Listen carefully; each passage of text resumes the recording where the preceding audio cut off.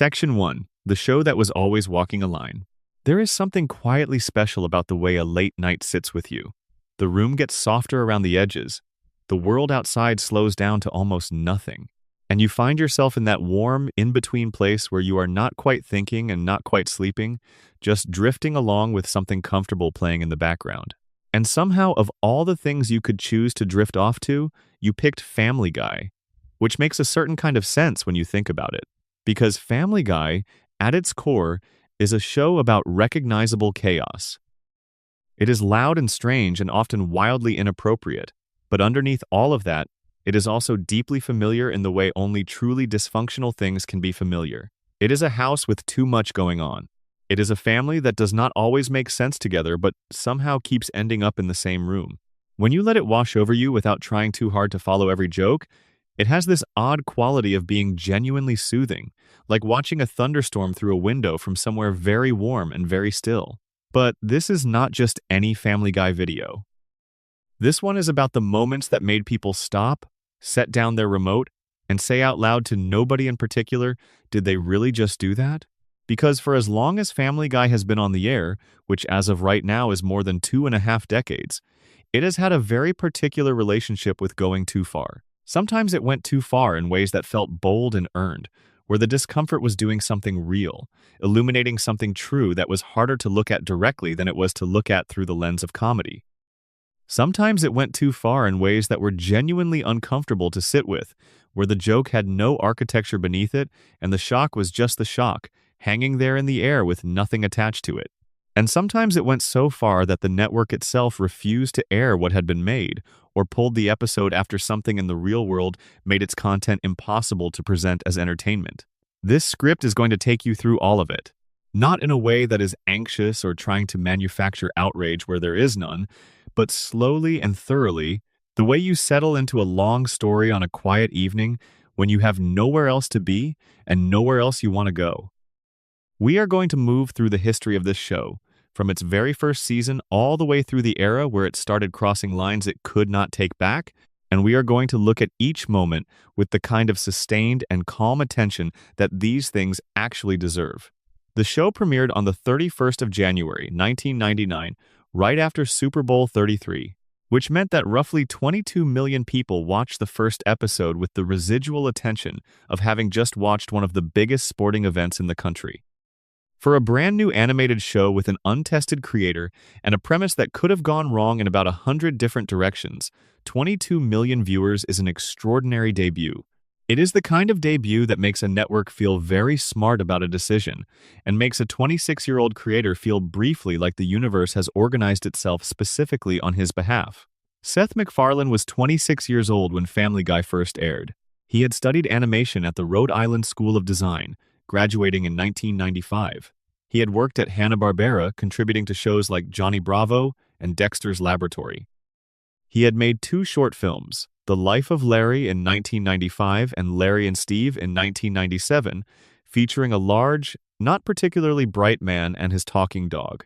Those 2 characters, renamed and rebuilt, became Peter and Brian Griffin. MacFarlane pitched a 15-minute pilot to Fox in May of 1998. Fox said yes.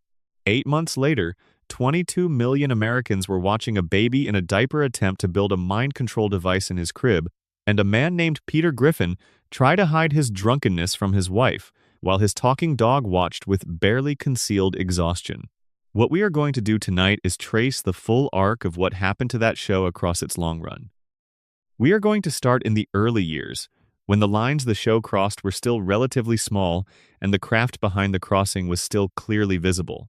And we are going to move forward through the seasons with patience and detail, looking at what changed, what stayed the same, and what ultimately happened when the show began crossing lines that it had no real business crossing and no real interest in learning from. So get comfortable. Let the room settle around you, close your eyes if you want, and let this be something to drift with for as long as tonight asks for. Before we go any further, drop a comment and let me know where in the world you are right now and what time it is where you are. There is something genuinely lovely about knowing that someone in a completely different corner of the world is listening to the same story at the same moment. And if you have not subscribed yet, please do that now. It helps more than you might think, and I want to keep making these for everyone who shows up for them. Section 2. The Early Lines. Seasons 1 through 3 and what made them work. The first 3 seasons of Family Guy are remembered, nearly universally among longtime fans, as the show's golden era. Ask someone who has been watching since the beginning to describe the early episodes, and they will often do it with a specific kind of nostalgia that is almost architectural, where they are not just remembering content they enjoyed, but walking through a mental space they associate with being genuinely happy. The humor was sharper. The characters were fuller. The whole show had a quality of being lovingly constructed by someone with a clear idea of what every piece was supposed to do and how it was all supposed to fit together. You could feel the intentionality in it. Even the randomness was purposeful, in the sense that the random gags had been selected by a writer who understood what made one random choice funny, where another identical-seeming random choice would simply be noise. In those first 3 seasons, the show absolutely pushed boundaries. It would be dishonest to suggest otherwise, and it would also miss something important about why those early seasons worked as well as they did. The show was not good despite its edginess. The edginess was part of what made it good, because it was edginess attached to something larger than itself, edginess that had a point behind it. The very first episode, Death Has a Shadow, begins with Peter hiding his drunkenness from Lois after a night out at the bar with his friends. He then shows up to his job at the happy-go-lucky toy factory in that state, causes a workplace safety incident of unclear but apparently significant proportions, and gets fired. He then proceeds to collect unemployment insurance fraudulently. This is the setup for the pilot episode. Not a misunderstanding, not a minor moral lapse. An actual federal crime committed by the protagonist in the opening act of the very first thing the audience ever sees him do. And it works. It works because of how Peter does it. He is not clever about the fraud. He is not strategic or calculating. He is just Peter doing something monumentally foolish with the same total confidence and complete absence of foresight that will define every subsequent foolish thing he ever does. The comedy is not that fraud is harmless. The comedy is that this specific human being is exactly the kind of person who would think this is a fine plan, because his awareness of the future extends roughly as far as the immediate next thing in front of him. When things fell apart, as they always did with Peter, he felt bad. The guilt was real. The contrite expression was genuine. The apology to Lois was not performed for strategic reasons, but expressed because this person actually understood, on some level, that he had done something wrong to someone he loved, and that acknowledgement was required. That cycle of messing up and then genuinely caring about having messed up was the engine of early Peter Griffin. It was the thing that kept him on the right side of the line between a lovable idiot and something considerably less lovable. The show also had Stewie, and Stewie in Season 1 was genuinely alarming in the best possible way. In the very first season, Stewie Griffin is introduced as a 1-year-old baby who has built laser guns and mind control devices in his bedroom, who speaks with the refined cadences of a Shakespearean villain, and whose primary life goal is the murder of his own mother and the conquest of the entire world. This is not a side trait or an occasional gag that surfaces when the writers need an easy joke. This is the character's entire identity. In practically every scene Stewie appears in during Season 1, he is either executing a plan to destroy Lois, recovering from a failed plan to destroy Lois, or working on some adjacent world domination scheme to fill the productive hours between Lois-related murder attempts.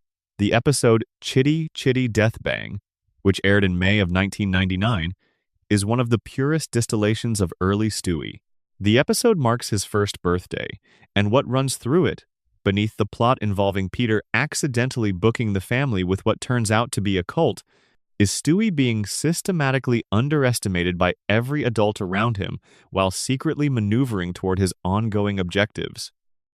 The contrast between his outward appearance, a baby in a birthday hat, and his inner life, a meticulous criminal genius with access to weapons and a systematic approach to violence, is played completely straight. The commitment to the bit is total. The character does not wink at the camera. He believes in what he is doing with a completeness that is both funny and, if you let yourself think about it for a moment, genuinely unsettling. The comedy was entirely in the gap between what Stewie looked like and what he was.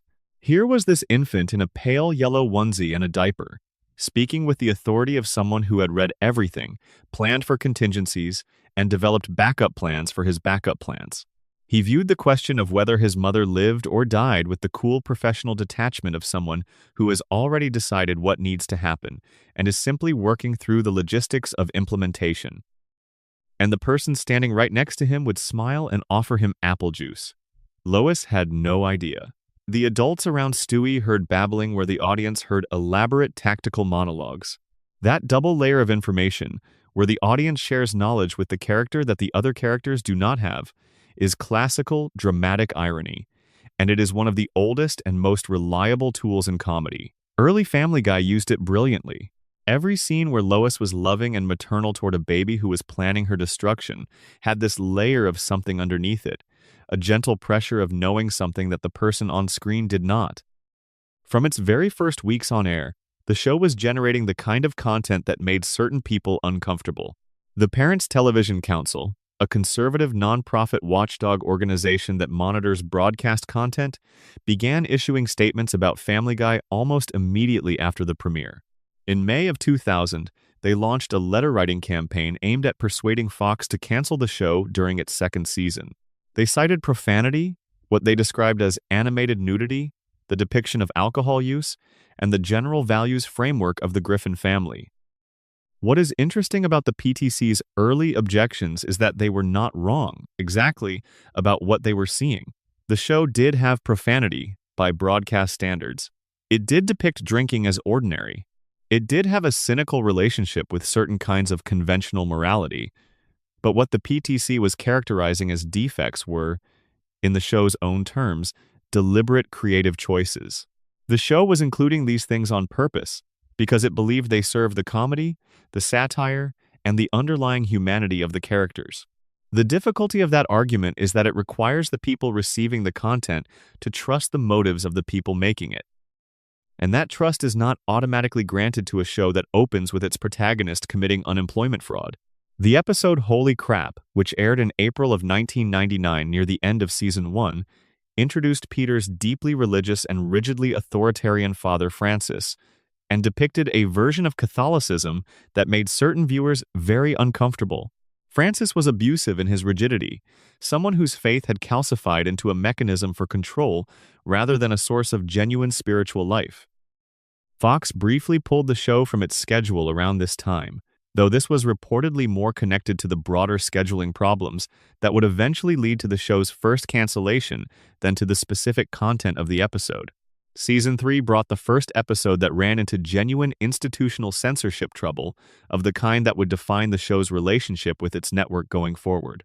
When You Wish Upon a Weinstein was written and ready to air in 2000, but was refused by Fox's Standards and Practices Department because of concerns about how it might be received.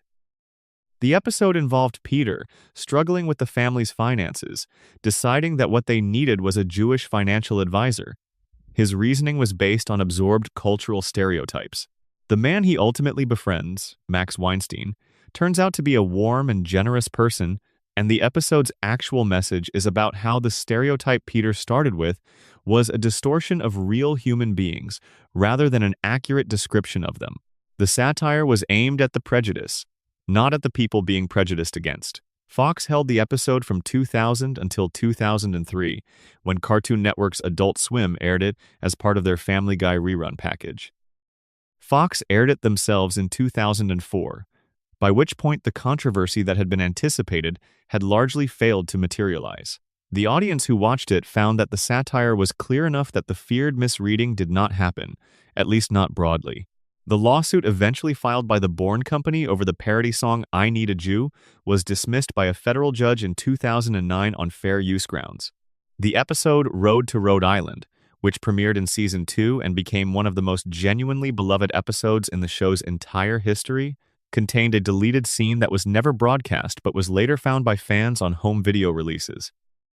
The scene involved Peter and Lois watching a couples therapy video that escalated from ordinary relationship advice into territory the network considered too graphic for broadcast.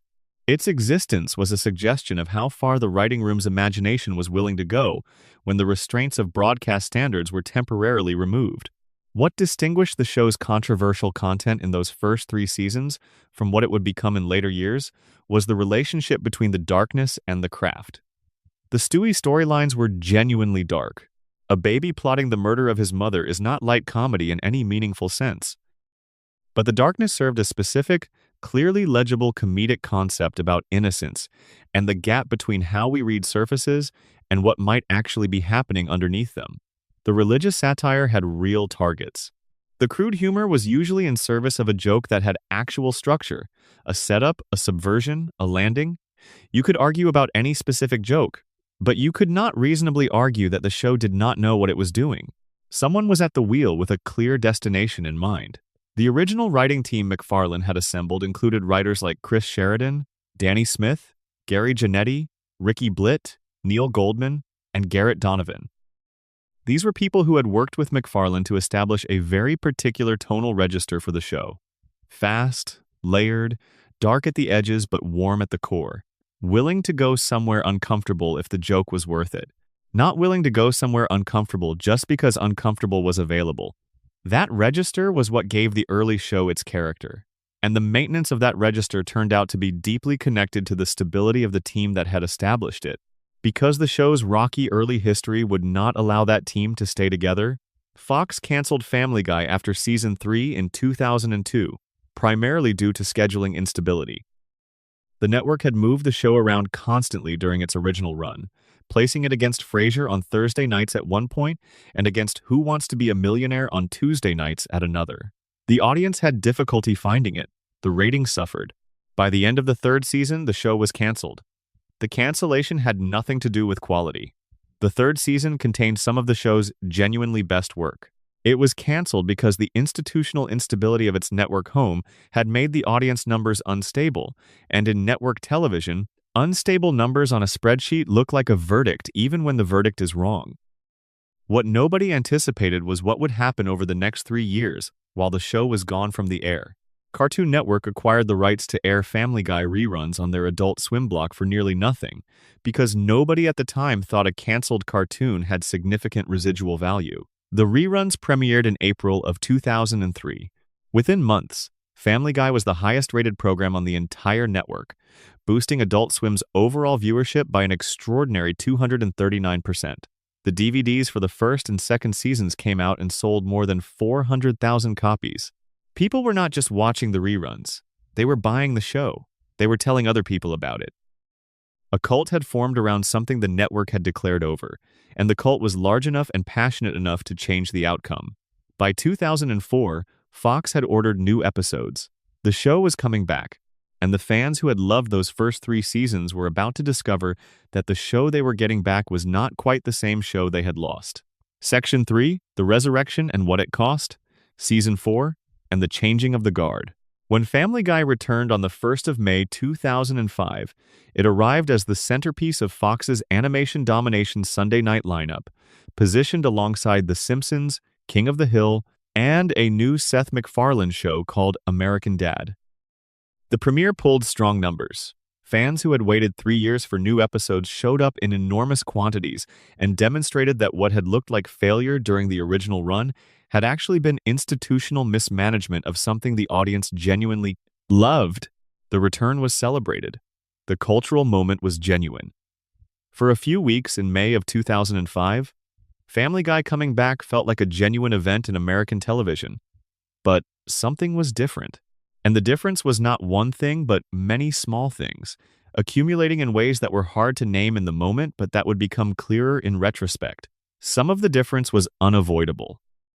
The 3-year gap had scattered the original writing staff. When you cancel a show, the writers do not wait around in suspended animation for a possible revival. They find new jobs. They move on to other projects. When Family Guy came back in 2005, Seth MacFarlane himself acknowledged that one of the consistent effects of the show's history of cancellations and revivals was that the writing room was always having to be restaffed. The people who had built the show's original voice were not necessarily the people sitting in the room when the new episodes were being developed. New writers are not automatically worse than the writers they replace, but they are different. They bring different instincts, different reference points, different intuitions about what is funny and where the line should be. When the tonal identity of a show is as specific and as finely tuned as Family Guy's was in its best early episodes, any change in who is making tonal decisions is going to register in the final product, even when you cannot always pinpoint exactly where. The animation changed significantly in Season 4, and this matters more in the context of a comedy show than it might seem to outside observers. The early seasons of Family Guy, particularly Seasons 2 and 3, had been animated by Rough Draft Studios, which gave the characters a quality of movement that was loose and expressive and alive. Characters existed in space rather than being placed into it. There was a scrappiness to the visual language, a sense of energy even in relatively simple scenes, that matched the rhythms of the comedy being delivered. The Season 4 animation was cleaner in a technical sense, but it was also stiffer, and somehow the characters felt less present in their own world.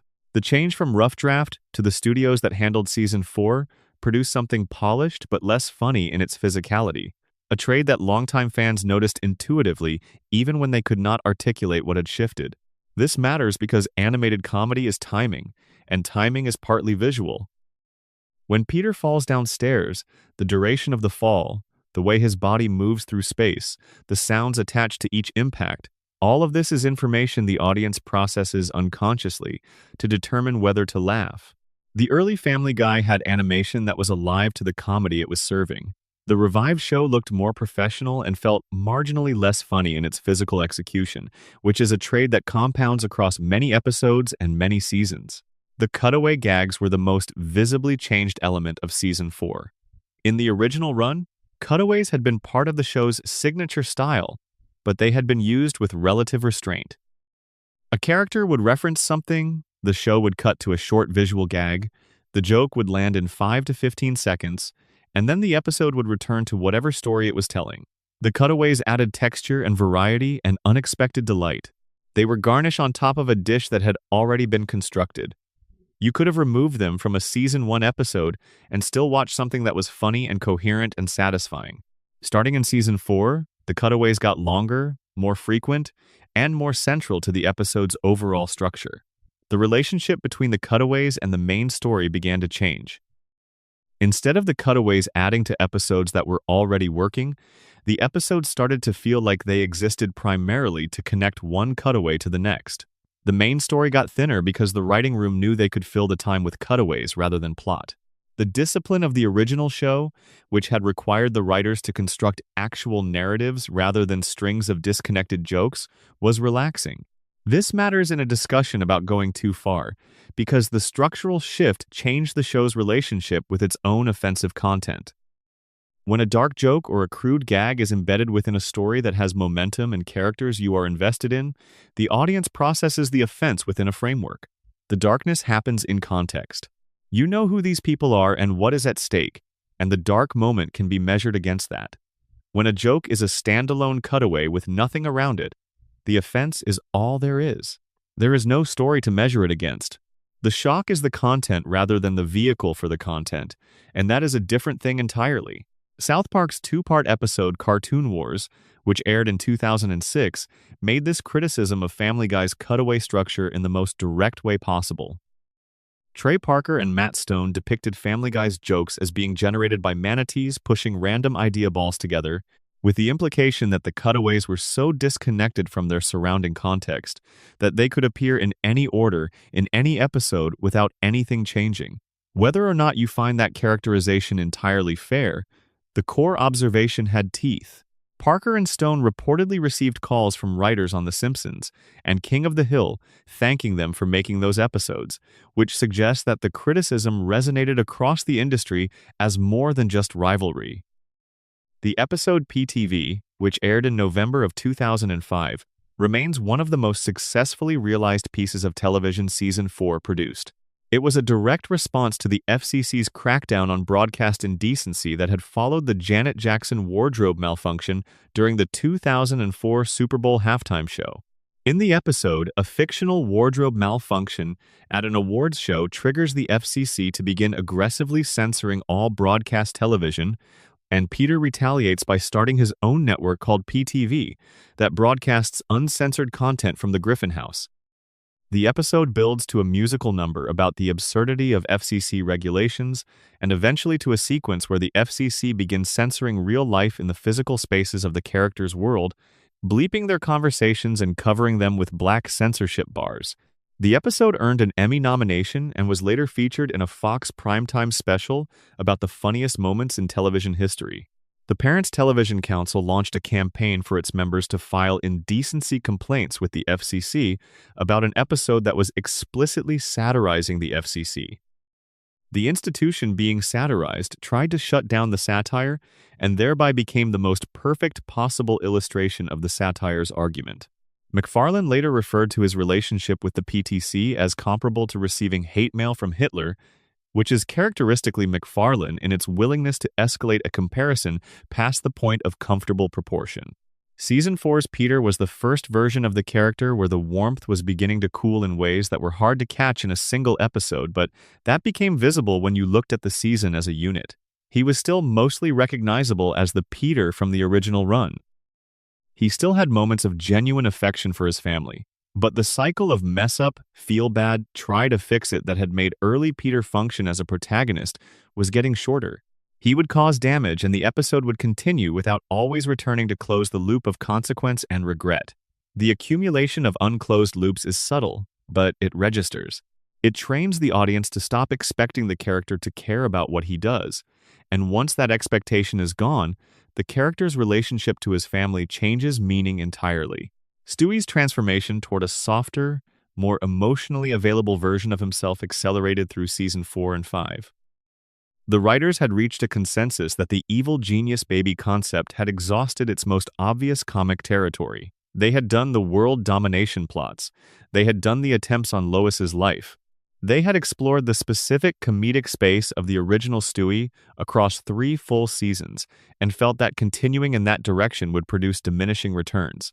So they pivoted toward a version of Stewie whose primary relationship was his friendship with Brian and whose storylines were increasingly about identity and emotion rather than villainy and scheming. The Brian and Stewie dynamic produced some of the show's genuinely best episodes across the revival era. Road to Rupert in Season 5. Road to the North Pole in Season 9. The bottle episode Brian and Stewie in Season 8. These were among the show's most acclaimed and most emotionally sophisticated pieces of work. The chemistry between the two characters was real, and it generated real entertainment. But the trade-off was significant and under-acknowledged at the time. What the show gained in emotional range, it lost in originality. The Brian and Stewie buddy dynamic was entertaining, but it was entertaining in a genre that had many entries. The original Stewie, an infant supervillain plotting global domination from a crib, was in a genre of essentially one. There was nothing else like him anywhere in animation. Replacing him with a character who was funny and likable and more emotionally accessible, but also fully occupying a space that other characters in other shows had already established, was a form of creative retreat. The show had given up the most genuinely singular thing it possessed in favor of something safer and more conventional. That is its own kind of going too far. Not offensive content going too far, but creative ambition going too far in the direction of comfort. Section 4. When Stewie got darker, and then lighter. The paradox of retiring evil. There is a 2-part episode in Season 6 that functions, in retrospect, as the unofficial farewell to the original version of Stewie Griffin. The episodes are called Stewie Kills Lois and Lois Kills Stewie, and they represent one of the most ambitious pieces of storytelling Family Guy attempted in its entire post-revival run. In the first part, Stewie finally does what he has been planning since the first episode. He shoots Lois on a cruise ship and watches her fall into the ocean below. He genuinely believes, for the first time in the show's history, that he has done it. That the mission that has been defining his existence since before the audience ever met him has been completed. The episode does not treat this as a quick joke. It treats it as a real dramatic event, with real weight. And Stewie's reaction to having achieved his primary life goal is more complicated and more interesting than the show had usually allowed itself to be. Part 2 follows Lois, who turns out to be alive, coming back with fury and with purpose. Stewie has taken over the world in the interim. He has become the dictator he always planned to be. And then Lois returns, and the confrontation that the show had been building toward since the pilot episode finally arrives. It is genuinely dramatic, genuinely funny, and emotionally satisfying in ways that the show had not managed for several seasons. The episode gave the audience what they had been waiting for from Stewie for years, and gave it to them with real craft. And then the twist came. The entire storyline was revealed to be a simulation on Stewie's computer. a program he had built. None of it had actually happened. Lois had not been shot. The world had not been conquered. Stewie had not faced the consequences of his lifelong project. The reset button had been pressed, and the show returned to exactly where it had been before the two-parter had started. The twist was clever in a specific technical sense, but what it revealed about the show's creative direction was more important than whether it was clever. Family Guy was establishing, with increasing clarity, that big things could happen, characters could change, the status quo could appear to be fundamentally altered, and then a mechanism would arrive to undo all of it. The simulation in these episodes, dreams in other episodes, time travel, events that turned out not to have happened.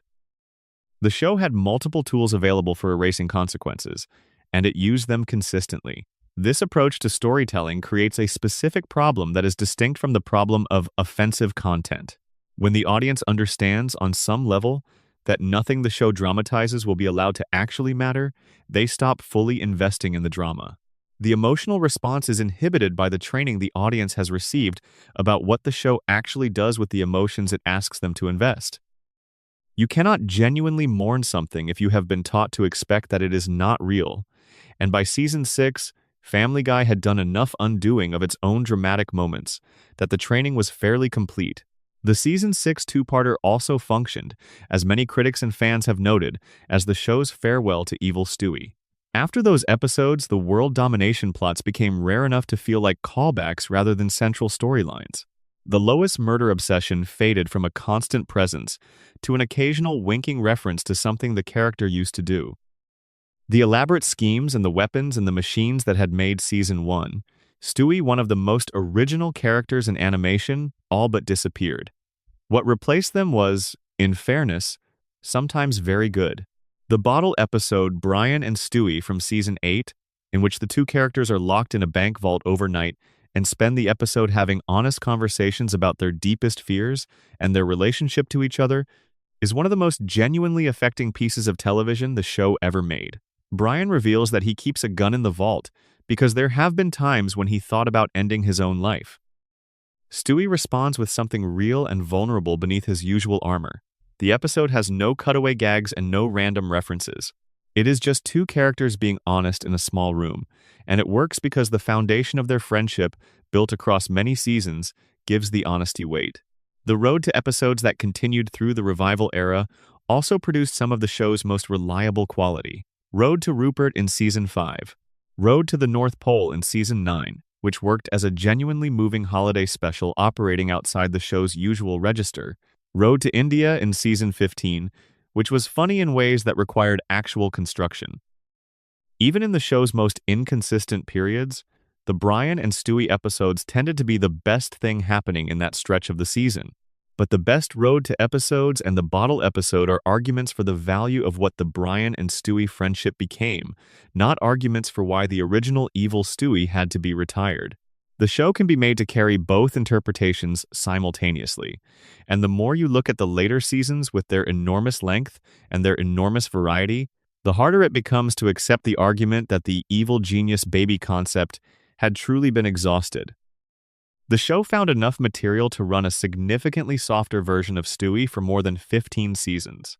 If that version of the character could generate 15 seasons of content, the suggestion that the original version had reached its limit after 3 seasons does not quite hold together. The evil genius baby was not a joke with one punchline.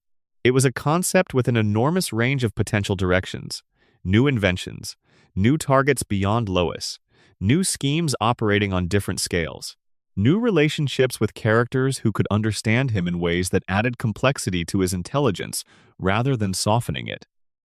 The show chose to walk away from that concept in favor of something more immediately accessible, and whether you characterize that choice as a betrayal of the show's most original creation or a reasonable creative evolution depends largely on how much you valued that original creation. The Send In Stewie Please episode from Season 16 offered a brief, striking glimpse of what the original character had been capable of. In this episode, Stewie is sent to a school counselor and appears to open up. He reveals things about himself that he has always kept hidden. And then the counselor has a heart attack, and Stewie, rather than handing over the medication that is sitting within reach, watches the man die.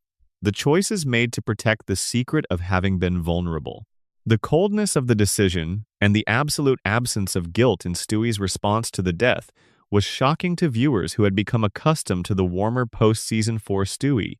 Critics noted that it was one of the few moments in the later seasons where Stewie felt genuinely dangerous again, the way he had always felt in season 1. That one episode is evidence that the writers still knew how to write the original Stewie. They had not forgotten who he was. They simply chose, across most of the later seasons, not to bring him back. And that choice, the decision to keep the softer, safer version of a character while occasionally demonstrating the capacity to do something more interesting with him, is one of the show's most persistent and most frustrating habits. Section 5. The Flanderization of Peter Griffin. How the show lost its main character. There is a word that has become so standard in television criticism that it sometimes loses its specificity, but it is the most precise available word for what happened to Peter Griffin, and that word is Flanderization. The term comes from Ned Flanders on The Simpsons. In the early seasons of that show, Ned was a fully realized character, kind and patient, a good father, a generous neighbor, and also a devout Christian. His faith was one aspect of a multidimensional person. As the seasons accumulated into decades, the writers gradually stripped away everything else about Ned until his religiosity was essentially all that remained. One trait expanded to fill the entire character. The complexity was crowded out by the exaggeration. Family Guy may be the most extreme example of Flanderization in the history of animated American television, and no character on the show experienced it more completely than Peter Griffin himself. The Peter of seasons 1 through 3 was a specific and genuinely well-constructed comedic figure. He was overweight and not particularly intelligent, and he made terrible decisions with remarkable consistency.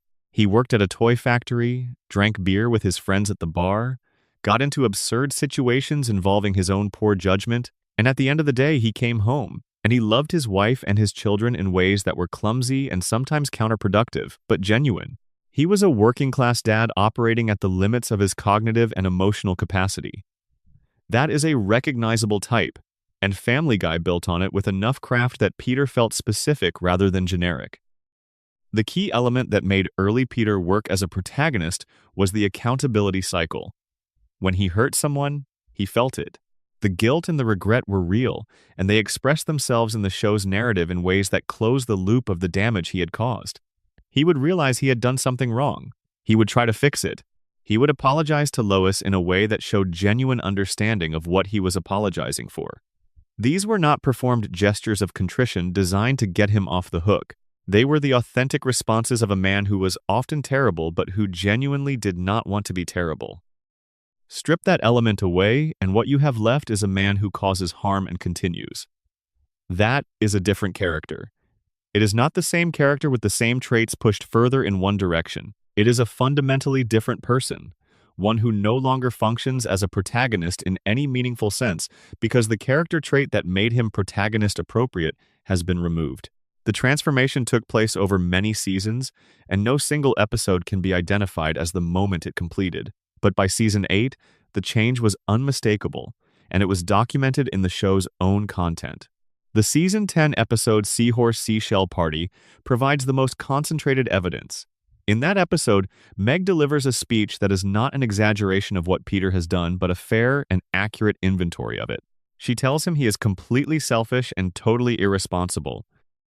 She describes specific behaviors that the audience has watched him perform. She tells him that if someone outside the family could see how he treats her, he would be in jail. Every single thing Meg says in the speech is supported by episodes the audience has actually watched. It is not dramatic overstatement. It is a precise accounting. Peter laughs. Not a guilty laugh. Not the laugh of someone who is uncomfortable because they have been seen. He laughs the way you laugh at a harmless joke that someone has made in passing. There is no weight attached to his response. No indication that anything landed. The cycle of mess up, feel bad, try to fix it has been replaced by the cycle of mess up and continue. The specific examples of Peter's behavioral decline multiply quickly once you look for them. In the episode Baby It's Cold Inside, Peter and Lois are on a boat. Peter sees what he believes is a shark fin approaching. His response, which happens without hesitation, is to push Lois underwater and flee the boat. He leaves his wife in the water in front of what he genuinely believes is a predator in order to save himself. The fin turns out to be a dolphin, but the episode does not treat Peter's willingness to sacrifice his wife as the subject of genuine moral weight. It treats it as the setup for the reveal that it was a dolphin. In the early seasons, this scenario would have been impossible. The Peter of Season 1 loved Lois. When that Peter was threatened, his instinct was to protect her even when his method of protection was hapless and counterproductive. The choice he would have made in the boat scenario, even if it had ended badly, would have expressed love rather than self-preservation at his wife's expense. The Peter of Season 10 has no such instinct. He does what saves Peter without appearing to process the question of whether doing so harms someone he is supposed to love. Peter's treatment of his friends followed the same trajectory. In the early seasons, the friendships between Peter, Joe, Cleveland, and Quagmire felt real in the sense that real friendships feel real. They looked out for each other. They had each other's backs. They were loyal in ways that were sometimes expressed clumsily, but that were genuine. As the show continued, these friendships became increasingly transactional and sometimes overtly toxic. Peter would do serious damage to the lives of his friends, and the damage would be treated as plot rather than as something requiring the kind of moral reckoning that the original show would have provided. Joe Swanson's arc across the show's history is a compressed version of this problem. Joe was introduced in Season 1 as someone the neighborhood admired. He was tough, capable, warm, and deeply respected by everyone around him despite using a wheelchair. Peter was jealous of Joe's popularity. By the middle seasons, Joe had become a character whose disability was regularly used as the source of humor, rather than a fact of his life that had been integrated into a fully rounded portrayal of a person. His friends mocked him. His wife fell out of love with him. The man who Peter had once envied for his qualities became a character Peter participated in demeaning. The shift in how Peter relates to Joe maps directly onto the shift in who Peter has become. Peter's treatment of Meg is the most concentrated and the most extreme example of his character's decline, and it deserves its own extended discussion, which the following section will provide. But the overall pattern is clear across every relationship in Peter's life. The man who loved his family, who was loyal to his friends, who felt the weight of the harm he caused, was replaced by someone who did not carry that weight, who caused harm, and continued, who laughed when his daughter told him what he had done to her. Family Guy occasionally seemed to know it had lost Peter. There were individual episodes in the later seasons where something resembling the original Peter briefly reasserted itself. A flash of genuine care for his children. A moment of real tenderness with Lois. An expression of the love that used to be the emotional center of everything he did. These moments existed, but they were always followed by a reset, by the next episode's version of Peter, who would be back to the version that had replaced the original. And that pattern of glimpsing the original and then losing it again is, in its own way, more painful than a clean, permanent replacement would have been. Because it proved that the writers knew who Peter was supposed to be. They remembered the character they had created. They simply chose, in almost every episode, not to let him be that character. Section 6. Brian Griffin's Long Decline. The character who lost his soul. The Brian Griffin of the first 3 seasons was performing a function in Family Guy that is genuinely difficult to describe because it is genuinely difficult to do well. He was the character through whom the audience anchored itself.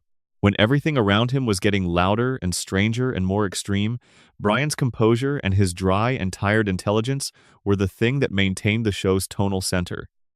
He was the comic straight man not in the sense of being humorless, but in the deeper sense of being the character whose reactions to other characters' behavior communicated to the audience how they were supposed to feel. He was also, and this is the quality that made his eventual decline so painful, the most fully human character on the show. The fact of his being a dog was almost beside the point after the first few episodes. What made Brian work was that he had interior life that felt real.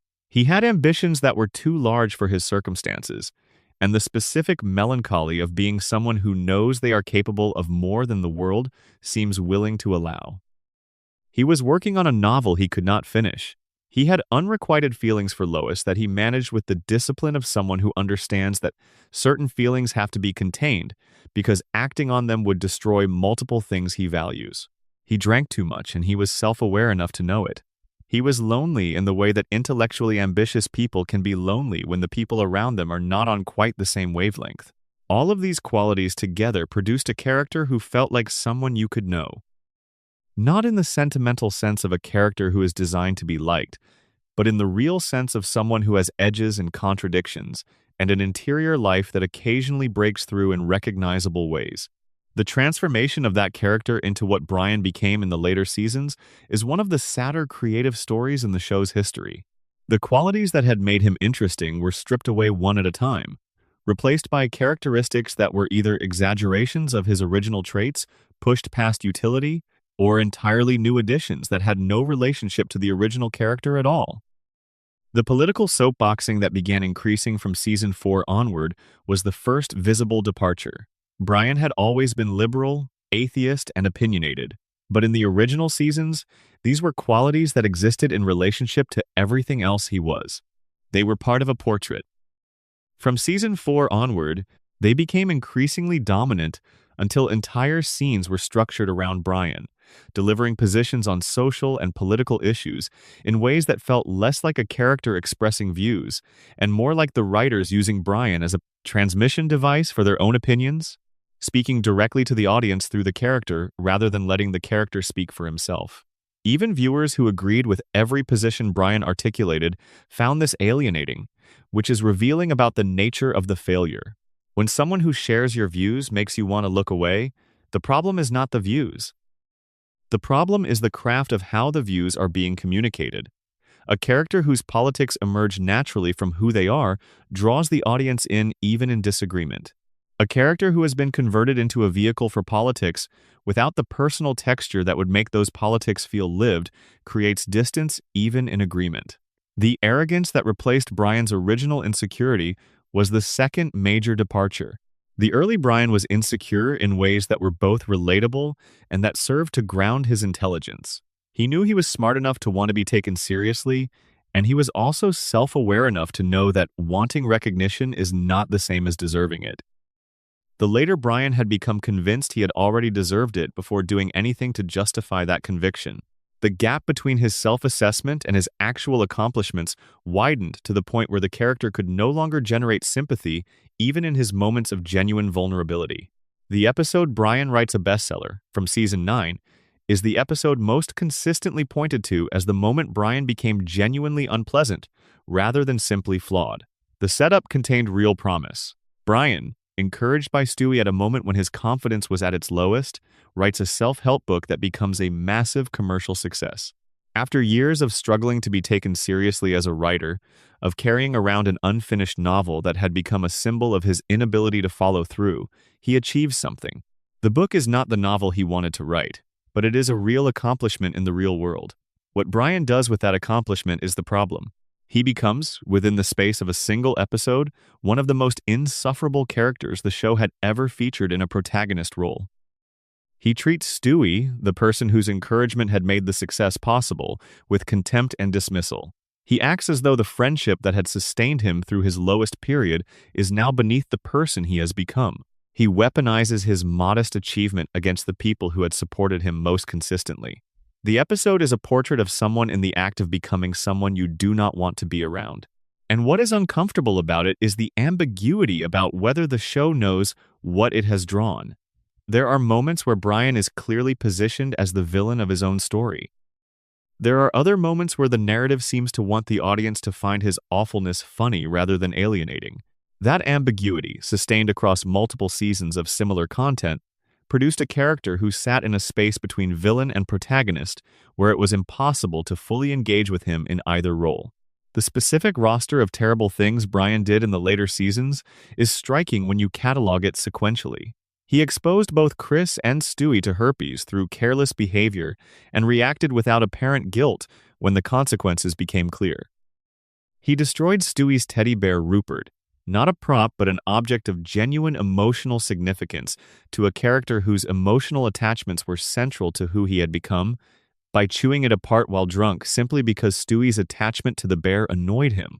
He found a woman trapped in a car that was about to fall into water, began to help her, and then released his hold when he discovered she was in a relationship allowing her and her child to drown because she was not available to date.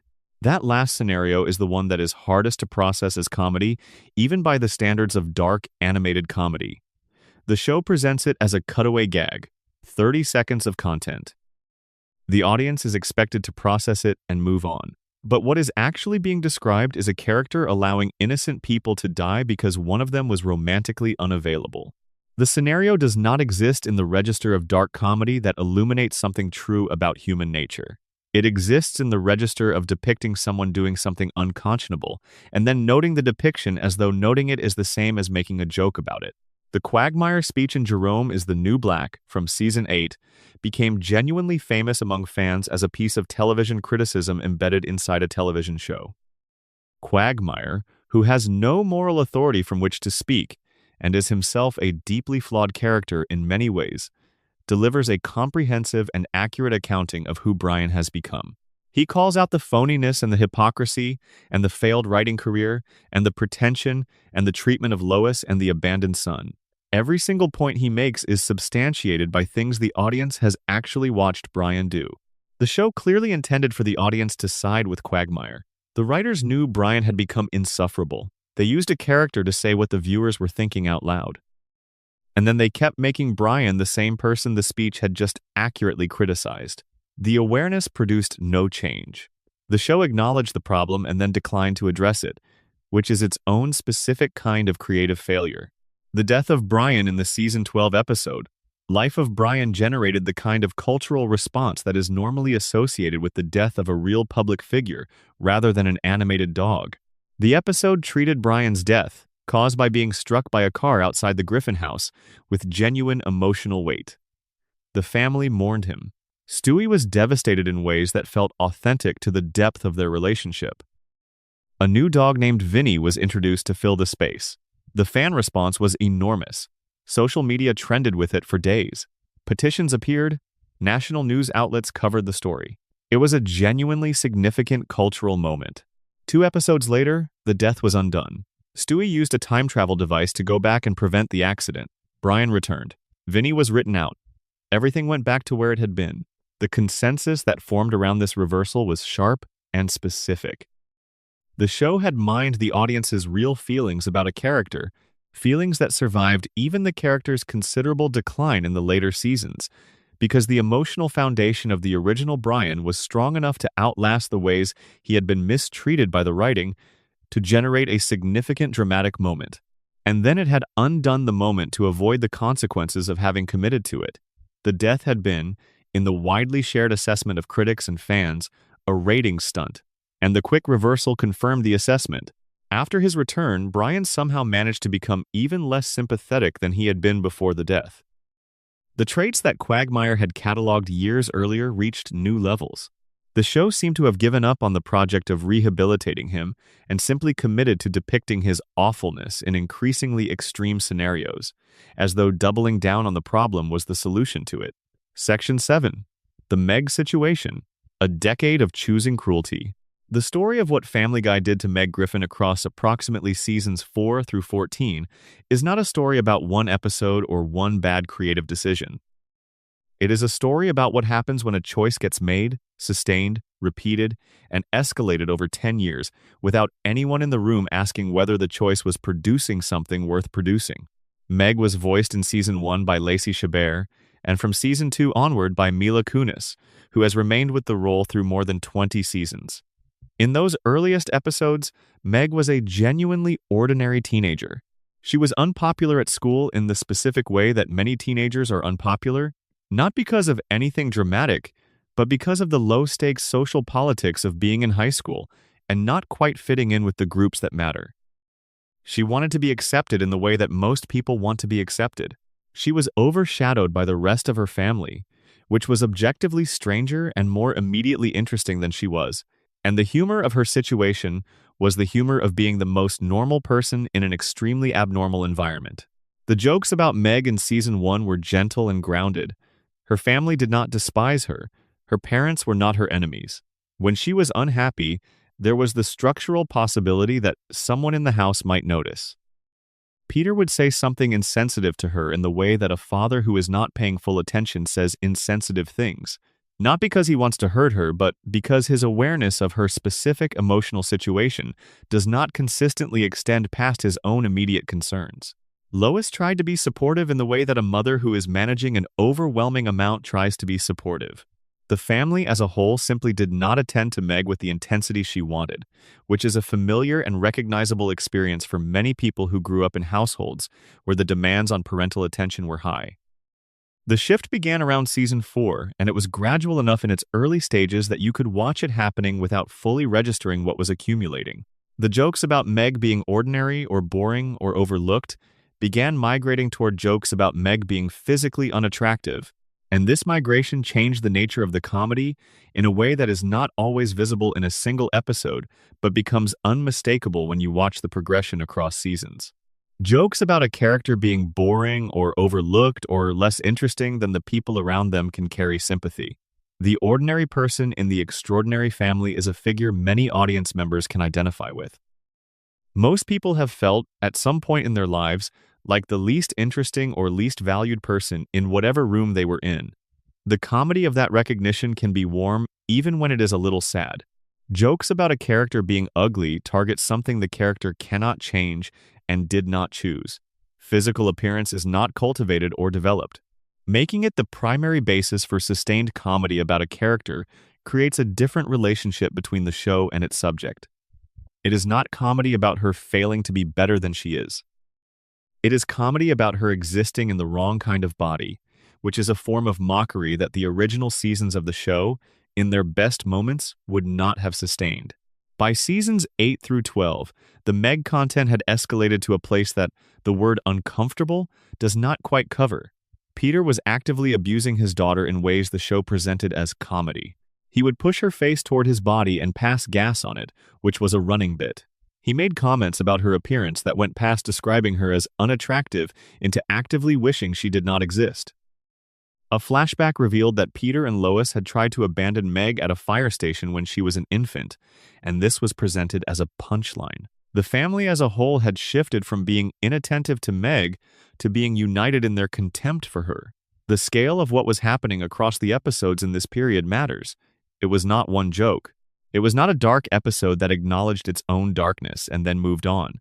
It was hundreds of individual choices made across hundreds of episodes, all in the same direction.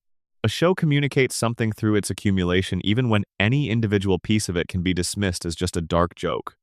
10 seasons of the same choice about the same character is not a joke, it is a position. Mila Kunis has spoken publicly about how the fictional treatment of Meg crossed into her real life. People would approach her in public and use the specific dismissive phrase that Peter directs at Meg throughout the show as a greeting or a taunt. The character's position as someone to be dismissed and demeaned had become a cultural vocabulary item that people applied to the actual woman behind the voice. The fictional cruelty had become a social script. The episode Seahorse Seashell Party from season 10 is the most discussed single episode in the context of the Meg situation, and the discussion it generated is worth examining carefully because what the episode did and why it angered people so much is genuinely revealing about what the show had been doing for years. In the episode, the Griffin family is stuck in their house during a hurricane. Brian consumes mushrooms and has a disturbing bad trip that serves as the episode's comedic subplot. In the main storyline, after another round of the family's cruelty directed at Meg, she finally speaks. The speech she delivers is not exaggeration. It is not dramatic overstatement.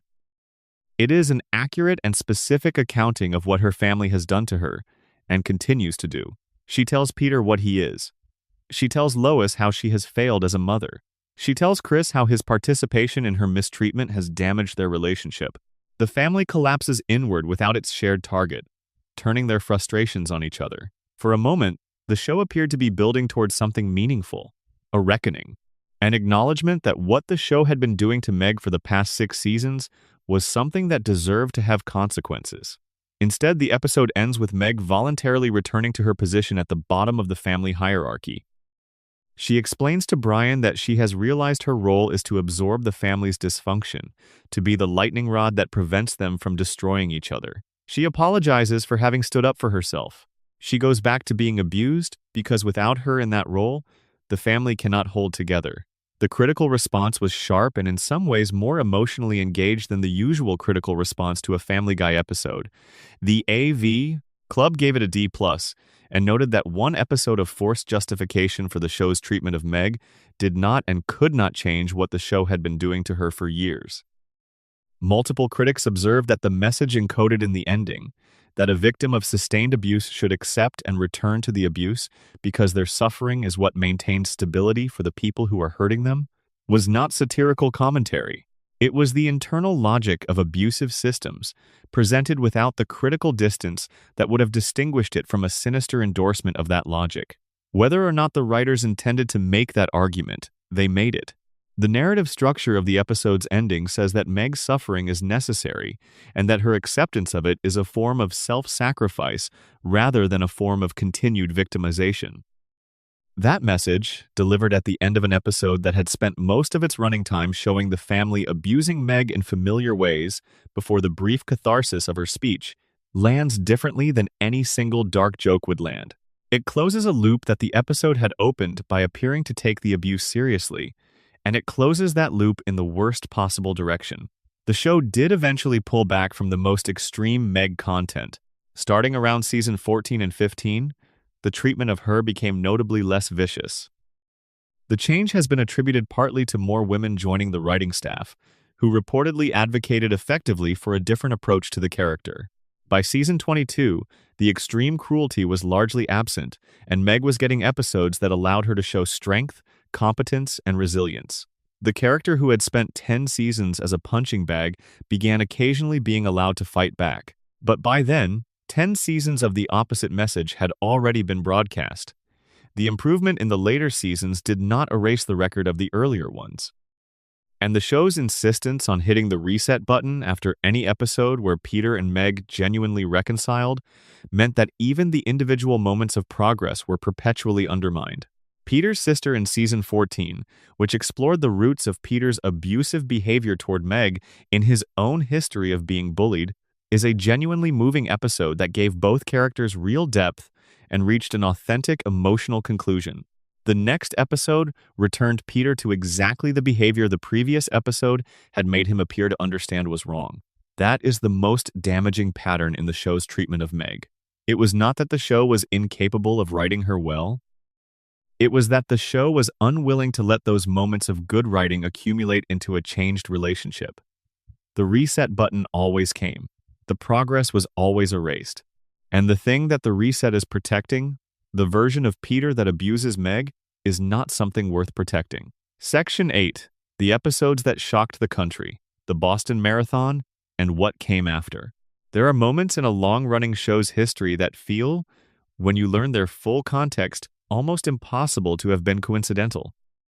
Moments where the timing of something the show did aligned with something in the real world so badly that no amount of creative intention could function as adequate distance from the result.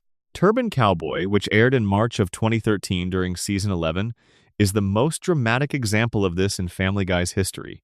The episode follows Peter as he befriends a Muslim man named Mahmoud, and through the course of the episode, Mahmoud is revealed to be an extremist planning a terrorist attack.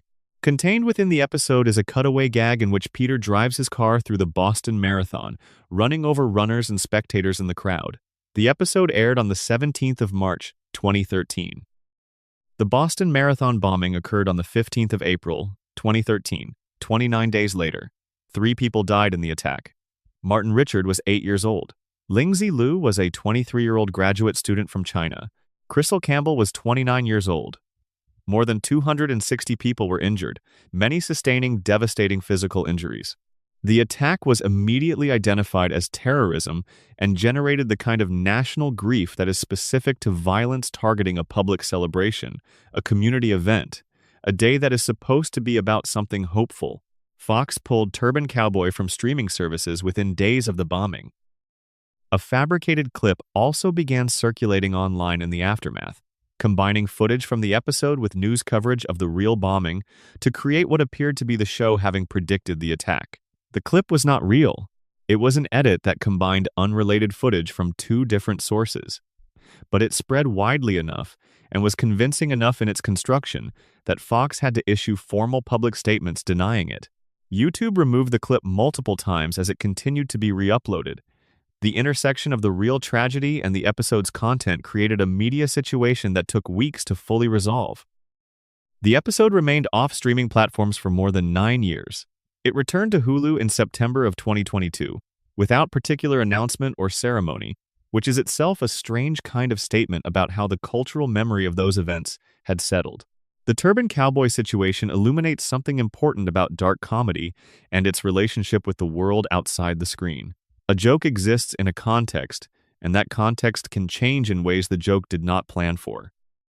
A cutaway gag about Peter running over people at the Boston Marathon was dark humor in March of 2013, operating in a register where the audience understood the absurdity and the cartoon unreality of the scenario as the framing.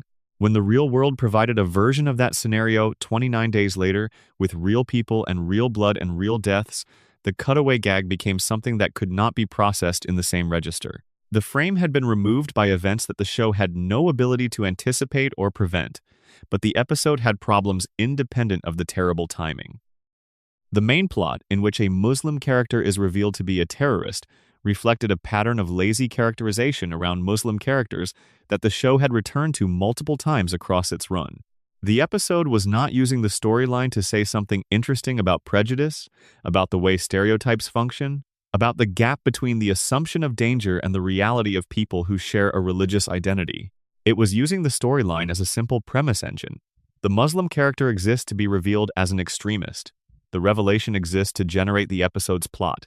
There is no critique in it. There is no examination of why the assumption of danger attaches to this identity in American culture. There is only the stereotype, deployed as though deploying it is the same as having a thought about it. The Boston Marathon cutaway made that inadequacy invisible for a while because the timing was so immediately overwhelming. But the underlying failure was there before the bombing happened and would have been worth discussing regardless. What the Turban Cowboy situation revealed most clearly is the specific risk of dark comedy that operates without the distance that thoughtful craft provides.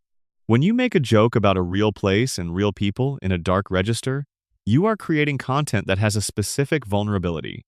The real place and the real people are still there. Things can happen to them, and if something does happen, the joke is not insulated from it by its intentions. The show continued to make jokes about real events and real places after the Turban Cowboy situation, because the alternative, never making jokes about the real world, is essentially to change the fundamental nature of what the show is. But the episode stands as the most vivid illustration of how badly that approach can go wrong when the world does not cooperate with the register the comedy was written in. The Life of Brian episode from season 12 generated a completely different kind of cultural shock, one that was not about a real-world tragedy but about a narrative decision the show made that the audience found intolerable and then indefensible. Brian was hit by a car outside the Griffin house and died of his injuries. The show treated this with genuine emotional weight. The family mourned. Stewie was devastated in ways that felt authentic to the depth of their long friendship. The episodes that followed his death played with a kind of tonal heaviness that was unfamiliar to the show. A new dog named Vinny was introduced, voiced by Tony Sirico of Sopranos fame, and the early Vinny episodes had a different quality from typical Family Guy content, as though the writers genuinely weren't sure how to continue without the character they had just removed. The public response was enormous. National news organizations covered it. Social media trended with Brian Griffin's death for days. Petitions appeared calling for his return. The death was treated by a significant portion of the audience as a genuine cultural loss rather than a narrative decision. 2 episodes later, Stewie used a time travel device to prevent the accident. Brian returned. Vinny was written out. The death was undone. The response to the reversal was not relief. It was anger. The consensus that formed quickly and held for years was that the show had manufactured a dramatic moment by mining the audience's genuine emotional attachment to a character and then had undone the moment to avoid the consequences of having committed to it. The death was widely characterized as a rating stunt. The reversal confirmed the characterization. What the Life of Brian situation revealed about the show's relationship with its own audience was uncomfortable. Family Guy had, across many seasons, asked viewers to maintain emotional investment in characters whose writing had made that investment increasingly difficult to justify. The audience had continued to invest anyway, because the foundation of the original characterization was strong enough to sustain the investment even through years of mistreatment. The show had then used that investment, mining it for the specific dramatic response that killing a beloved character generates, and then had given the investment back without acknowledgement that it had been borrowed. Section 9: Real People in the Crossfire. Celebrity jokes and their costs. Family Guy has always understood that making jokes about real, named public figures is a way of participating in the shared cultural conversation about who those people are. When you mock a public figure, you are claiming the right of satirical commentary that has existed in democratic culture since at least the 18th century. Political cartoonists, satirical newspapers, comedians performing in front of audiences. The tradition of using humor to comment on power is ancient and valuable. The difficulty of how Family Guy practiced this tradition is that the show often failed to distinguish between comedy that says something about a public figure and comedy that simply uses a public figure as a vehicle for cruelty. The line between satire and mockery is not always obvious, but it is real. Satire says something about the subject. Mockery simply says something at the subject.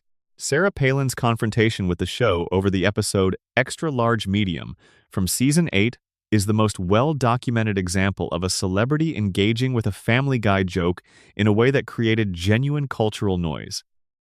The episode features Chris starting a relationship with a girl named Ellen who has Down syndrome. Ellen mentions, in casual conversation, that her mother is the former governor of Alaska. The implication was deliberate and unmistakable. Sarah Palin's son Trig has Down syndrome. Bristol Palin responded publicly on her mother's Facebook page, saying that the writers thought they were being clever in mocking her brother and had failed. Sarah Palin appeared on Fox News and called the people who made the show cruel and cold-hearted. The story entered the news cycle and generated the kind of coverage that transcends the usual television press. The situation was layered in ways that make simple judgments difficult. The voice actress who played Ellen, Andrea Faye Friedman, has Down syndrome herself. She issued a public response saying the joke was aimed at Sarah Palin and not at Trig, and that Palin lacked a sense of humor. The episode's writer defended the satirical tradition of the show. McFarlane pointed to the show's history as an equal opportunity offender. These defenses are not without merit. The episode did not mock Down syndrome. It used a character with Down syndrome to make a point about a public figure. The person voicing that character has the same condition and found the experience of making the episode positive. But the critique the Palins were making, while less precise than it could have been, was pointing at something real. The show had used the most vulnerable person in the Palin family, a child with a disability who had no public role and no way to respond, as a vehicle to score a point about his mother's politics. The distinction between the satirical target and the vehicle used to reach that target matters morally, even when it does not matter legally or artistically. The Kevin Spacey jokes illustrate a different problem with celebrity humor, one that has to do with how jokes change meaning when the information available about their subject changes. The 2005 episode Don't Make Me Over included a cutaway of Stewie running through a mall yelling that he had escaped from Kevin Spacey's basement. At the time this aired, the joke was built on unverified rumors circulating in entertainment industry circles about Spacey's private behavior. The joke was dark and somewhat edgy, operating in the territory of referencing something that might be true without confirming it. In 2017, multiple men publicly alleged that Spacey had sexually assaulted or harassed them. The allegations were credible and numerous. Spacey's career ended in the immediate aftermath. When people located the 2005 cutaway after the allegations became public, the retroactive effect was significant. The joke that had seemed to be dark humor built on speculation was, in retrospect, dark humor built on a reality that the industry had not yet spoken aloud. The people who wrote it in 2005 were making a joke about something that was apparently real, among people who knew or suspected it was real, at a time when the people directly harmed by that reality had not yet received any public acknowledgement. The Michael J. Fox jokes occupy a different category, one that involves a public figure who has been genuinely self-deprecating about his condition and has used humor as part of his advocacy work, which complicates the ethics of the show's treatment of him. Family Guy depicted Fox in multiple cutaways where his Parkinson's disease would cause practical disasters in scenarios where physical control mattered. The humor was derived from the disorder expressing itself at inopportune moments. Fox has a documented sense of humor about his own condition and has employed comedy strategically as part of his fundraising and awareness work. This makes it genuinely hard to argue that the Family Guy approach was unambiguously harmful. But there is a difference between someone making jokes about their own condition, with full control over the framing, and someone else making jokes about that condition in context the subject has no say in. Jon Stewart's phone call to MacFarlane about a joke related to the 2007 to 2008 writers' strike is notable not because of the specific content of the joke, which was never publicly specified, but because of what it reveals about the range of people the show could genuinely upset. MacFarlane and Stewart were broadly on the same side of most cultural and political questions. They were both supporters of the labor action. Their aesthetic sensibilities and their cultural politics were not far apart. And yet a Family Guy joke produced a phone call that MacFarlane described as lasting approximately an hour and being genuinely angry. The implication is that the show's humor could cut through even natural sympathies and alliances when it hit something personal enough. Being an equal opportunity offender does not mean never hitting close to home. It means hitting everyone close to home eventually. And some of those hits land in ways that the category of satire cannot fully insulate from. Section 10. The episodes that were banned, pulled, and refused. The most dramatic documentation of when Family Guy genuinely went too far comes from the episodes that institutional structures of broadcast television refused to air, or that were pulled after airing because something in the real world made their content impossible to present as entertainment. Only one episode in the show's history has truly been banned from American television, in the sense of having never aired on an American broadcast network and never being made available on the primary streaming platforms associated with the show. That episode is Partial Terms of Endearment, which was intended to close Season 8. The episode begins with Lois agreeing to act as a surrogate mother for an old college friend named Naomi and Naomi's husband. The biological parents die in a car accident before the pregnancy reaches term, leaving Lois and Peter to decide what to do with a pregnancy they had not planned and are now solely responsible for. The episode navigates the abortion debate through Family Guy's characteristic comedic approach, making arguments from multiple perspectives, using humor to illuminate the way each position reveals itself when tested against the specifics of a real situation rather than an abstract principle. The show does eventually reach a conclusion about what Lois and Peter decide. Fox refused to air it. Kevin Riley, the president of Fox Entertainment at the time, was candid about the reasoning when he later discussed the decision. He said the subject matter was handled well. Not that it was offensive, not that it had done something wrong. He said the topic was too fragile at too uncertain an economic moment, and that the episode seemed likely to cause trouble that the network did not want to invite. He was making a financial and institutional risk calculation rather than a content judgment. Seth MacFarlane was frustrated and said so in multiple interviews. He argued that the decision was hypocritical, that the show had addressed equally sensitive social topics without this level of resistance, and that the ban reflected what he called people's inability to handle and dissect controversial narratives. He drew a direct comparison to the show's freedom to address gay marriage and other social issues, and said there was no principled distinction between those topics and the one the network had refused to air. The episode aired in the United Kingdom on BBC Three in June of 2010, where it reached approximately 1 million homes and was received positively by both audiences and critics. The episode demonstrates that carefully handled comedy about abortion can be made and can be effective and can generate positive response when given the chance to be seen on its own terms. What it could not do was overcome the American network's institutional aversion to being associated with the specific topic, regardless of how the topic was handled.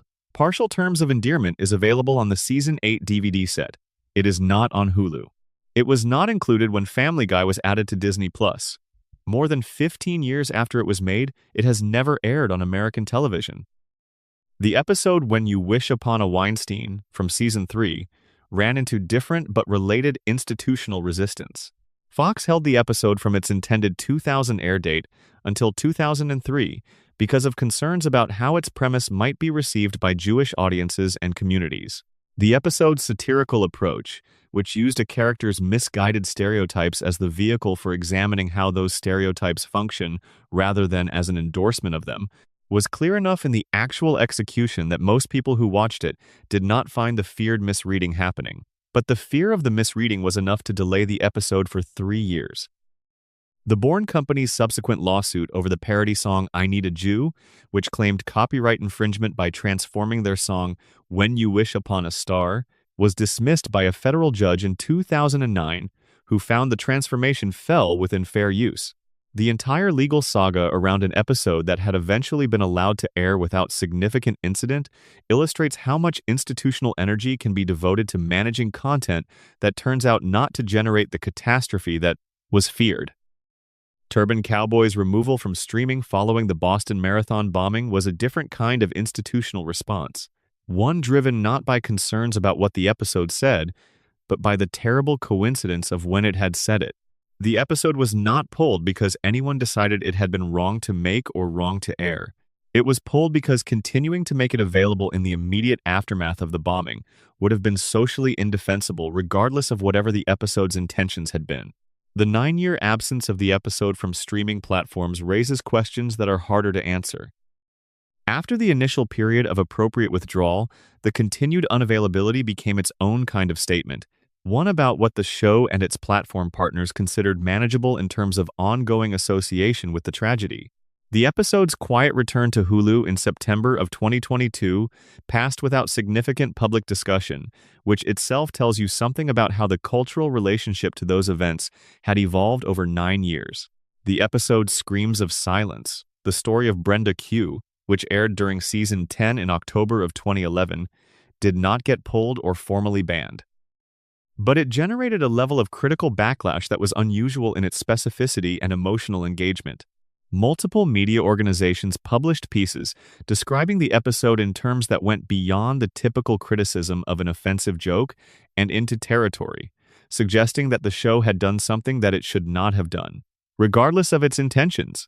The episode attempted to do something that Family Guy is genuinely not equipped to do, which is to handle domestic violence as a serious, dramatic subject. The premise involves Quagmire's sister Brenda living in an abusive relationship with a man named Jeff, and the episode follows Peter, Joe, and Quagmire as they try to help her.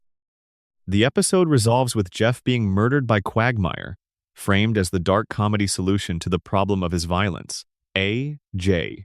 Hammer of CNN's Showbiz Tonight called it the most depressing half-hour of Family Guy he could recall watching. Whitney Jefferson of Jezebel, who noted that she had largely stopped watching the show years earlier but had returned for a Halloween episode, said she found it genuinely awful in a way that distinguished it from the show's usual provocations. The AV Club's Kevin McFarland wrote that a serious episode of Family Guy cripples the show's strengths and gave it a D+. The criticism was not primarily about the episode depicting violence. It was about the episode's relationship to its own subject matter. For a show that operates on comedic sociopathy as its default register, treating domestic violence as a serious subject required operating in a mode the show had not developed the tools to use responsibly. The attempt to be funny while depicting abuse, to cut away from Brenda being hit in order to deliver a quick gag and then cut back, produced something that felt dissonant in a way that was not generating insight or illumination. The dissonance was creating discomfort without purpose. The episode also made a structural choice about Brenda's story that critics found deeply troubling. When Jeff is killed by Quagmire, Brenda grieves him. The woman who was being beaten mourns the death of the man who beat her. The episode presents this as tragic without having the vocabulary to navigate why it is true, because the truth of it is complicated in ways the show's normal register does not have room for. Domestic violence survivors can have complex feelings about abusers who are removed from their lives. That is a documented and real aspect of abuse psychology. But depicting it without any of the necessary context, in an episode that has spent most of its time oscillating awkwardly between comedy and horror, produces an ending that reads as the show simply not knowing what it had been trying to say. Section 11: The Organized Responses. When groups pushed back, beyond the individual banned episodes and the pulled moments, Family Guy generated enough sustained institutional opposition over its long run that several organizations built ongoing monitoring relationships with the show that lasted for years or decades. The Parents Television Council's campaign against Family Guy represents the longest and most persistent organized opposition any show has maintained in American television history. The PTC began issuing statements about Family Guy almost immediately after the premiere in 1999. Their first formal letter-writing campaign targeting the show was launched in May of 2000. They placed Family Guy on their list of worst primetime shows in 2000, 2005, and 2006. They named it the worst show of the 2006 to 2007 season. They filed formal indecency complaints with the FCC following specific episodes on multiple occasions between 2005 and 2015. They designated Family Guy their worst TV show of the week on more than 40 separate occasions. The show responded with characteristic Family Guy energy, which is to say by incorporating the organization into the show's own content. PTV satirized the PTC's approach obliquely through the FCC analogy. A later episode directed viewers to file complaints with the Family Television Council, a transparent reference to the PTC. MacFarlane compared receiving their criticism to receiving hate mail from Hitler in a 2008 interview. In 2015, the relationship took an unexpected turn. Following an episode that the PTC flagged, MacFarlane offered PTC President Tim Winter the opportunity to either write a Family Guy episode himself or designate two writers of his choosing for the task. Winter accepted the invitation for a conversation rather than the literal writing offer. The subsequent exchange was described by both parties as more substantive than either had expected, resulting in what MacFarlane characterized as burying the hatchet after genuinely hearing the organization's concerns. It is one of the more unusual diplomatic moments in the history of broadcasting. The glad response to Quagmire's Dad in 2010 was one of the most sustained organized advocacy responses the show received from a community organization. The episode introduced Quagmire's transgender father Ida and was considered by many advocates to be largely handled with reasonable care within the show's idiom until the final scene, in which Brian vomits for approximately 30 seconds upon learning he has unknowingly slept with a trans woman. GLAAD released a formal statement noting serious concerns, after Elton.com published a detailed critical response. The reaction drew enough attention that Fox and MacFarlane responded publicly. MacFarlane defended the episode's intentions and noted that the writer had personal experience with a parent transitioning. The episode has remained the most discussed example in the ongoing conversation about how the show has handled transgender characters across its run. Ida did become a recurring character in later seasons, and her subsequent appearances were generally handled with more care than her introduction. This created the specific situation of a character who had been introduced with one of the show's more criticized moments, eventually becoming a reasonably developed presence in the show's extended cast. The initial failure and the subsequent improvement coexisted in the same continuity without the show ever fully resolving what the original episode had been trying to communicate. The AIDS-related content in the Cleveland Loretta Quagmire generated organized response from AIDS service organizations when it aired. The cutaway gag involving Peter and a barbershop quartet performing around the bed of a man dying of AIDS was characterized by these organizations as trivializing both the disease and the specific suffering of the people in its terminal stages. The response was not strong enough to generate formal institutional action, but contributed to the accumulating record of communities identifying specific Family Guy content as harmful to how their situation was being perceived. The response to the Down syndrome content in extra-large medium produced the most publicly visible individual confrontation of the kind described in the previous section with the Palin family's response, and Andrea Faye Friedman's counter-response, generating a genuine two-sided public debate about what the episode had actually been doing and whether it had done it well. The most emotionally charged organized response to any single episode was the domestic violence advocacy community's reaction to screams of silence.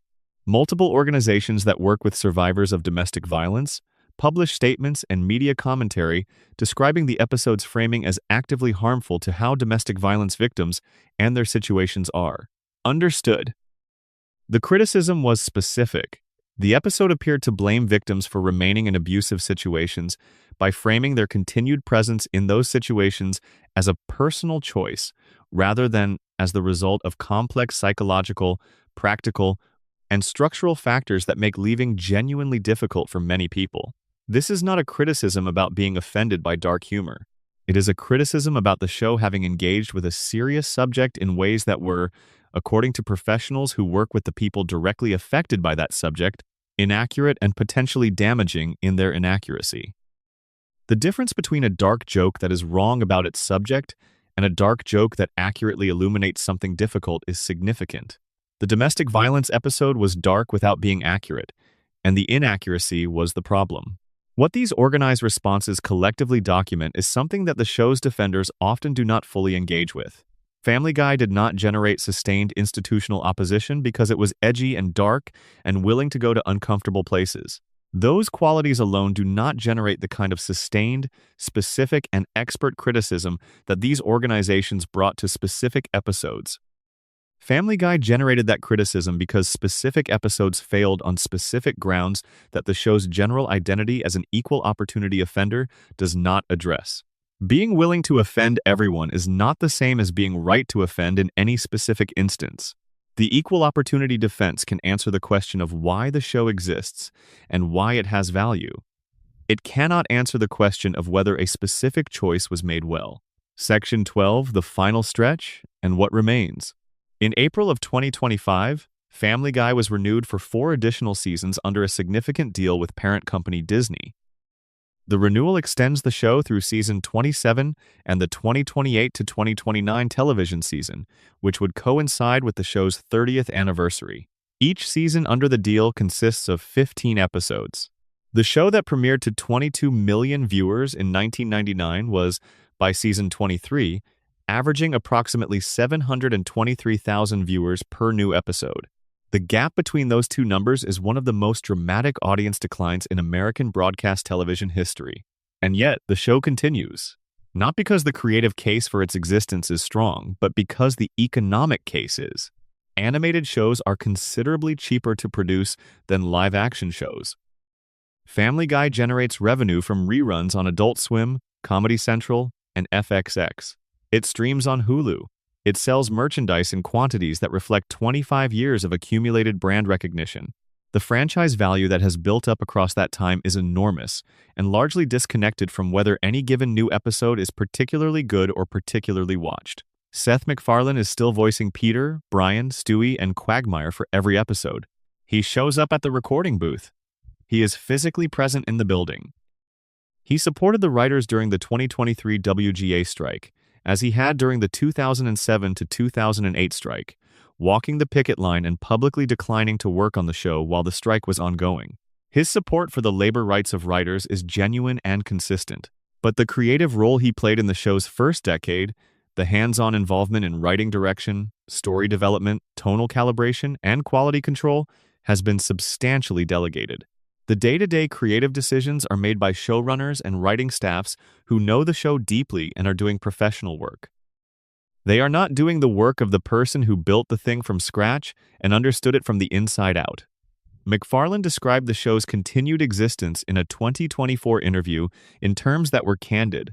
He talked about the show having reached what he called escape velocity, a state where it had been going long enough that there was no logical reason to end it as long as the audience continued to want it. He talked about the ways the show's revenue supported causes he cared about. He talked about the joy it continued to bring to people who loved it. He did not talk about burning creative purpose or stories he was desperate to tell or character directions he was eager to explore. That framing of a valuable asset being maintained rather than a creative project in active development explains a great deal about how the show feels in its later seasons. When the creative heart of a project sees it primarily as a financial vehicle, the art reflects that over time, not immediately and not completely, but gradually and consistently. Has Family Guy gone too far? The answer, documented across this script, is yes. In specific instances and in a specific progression. The Turban Cowboy cutaway, deployed 1 month before the Boston Marathon bombing, is the most extreme example of how badly shock comedy can collide with real-world events. The Decade of Megabuse is the most sustained example of the show deploying cruelty as a policy rather than as a purposeful tool. The Brian vomiting scene is the clearest example of the show treating discomfort as a substitute for humor. Screams of Silence is the clearest example of ambitious engagement with a serious subject, collapsing under the weight of the show's unwillingness to develop the register necessary to handle that subject responsibly. The ban on partial terms of endearment is the most striking example of institutional fear overriding creative work that appears, by most accounts, to have been done well. But the answer is also more complicated than a simple verdict. Because the same show that produced all of those failures also produced Brian and Stewie locked in a vault, being honest with each other about their fears. It produced Road to the North Pole, which works as a genuine and moving holiday special. It produced PTV, which remains one of the sharpest pieces of satirical television about censorship and institutional overreach that American animation has made. It produced the Stewie Kills Lois two-parter, which is among the most dramatically ambitious things the show attempted. It produced Peter's Sister, which gave Meg and Peter a moment of genuine reconciliation grounded in real psychological understanding of how cycles of abuse propagate. These pieces of quality television exist in the same show as the worst of what has been discussed tonight. They are not separate works. They are the same show, being made by the same people, in the same seasons, sometimes in the same episode. What Family Guy is, when you look at its full history with the patience it deserves, is one of the most inconsistent and most genuinely interesting animated programs in American television history. It is capable of extraordinary things and willing to settle for terrible things with roughly equal frequency across its long run. It has a record of genuine creative achievement and a record of genuine moral failure that coexist without resolving into a single verdict about the show's ultimate value. The show that aired to 22 million people in 1999 and the show that averaged 723,000 viewers in its 23rd season are the same show. The same characters, the same premise, the same creative franchise, separated by decades of choices that went in different directions for different reasons. Some of those choices were cowardly. Some were genuinely wrong. Some were bold and right.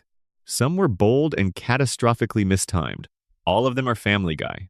What remains, after all of it, is a franchise that exists at the intersection of genuine love from the audience that has stayed with it and genuine indifference from the creative forces that once drove it with urgency and passion.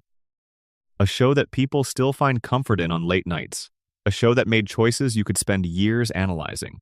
A show that, at its best, understood something true about the specific absurdity of being alive in this kind of society and found a way to make that truth funny.